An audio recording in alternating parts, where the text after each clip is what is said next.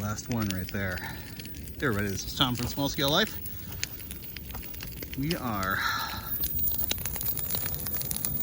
burning today. Burn, baby, burn. Gorgeous.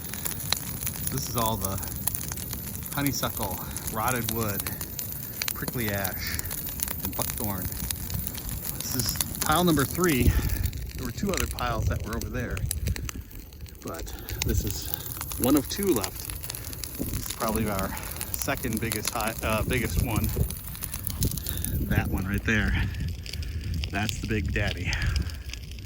Oh, there goes the red-breasted woodpecker. Red-breasted woodpecker likes to come and visit us when we're out here. Every time we see eagles and we see our red-breasted woodpecker friend. But welcome to Eagles Ridge.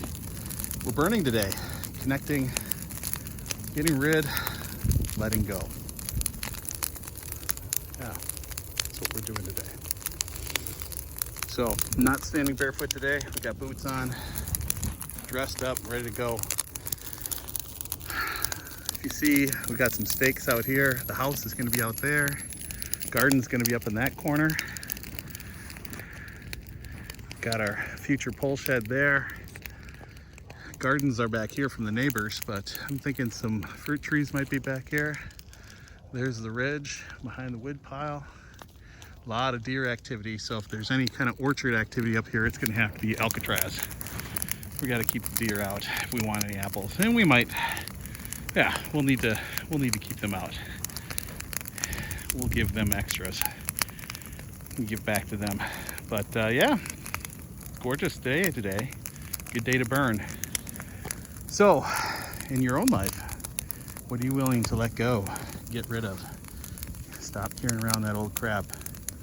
It's heavy, it's nasty, and it's rotting. So get rid of it. Connect. Go outside. Do something fun. Ooh.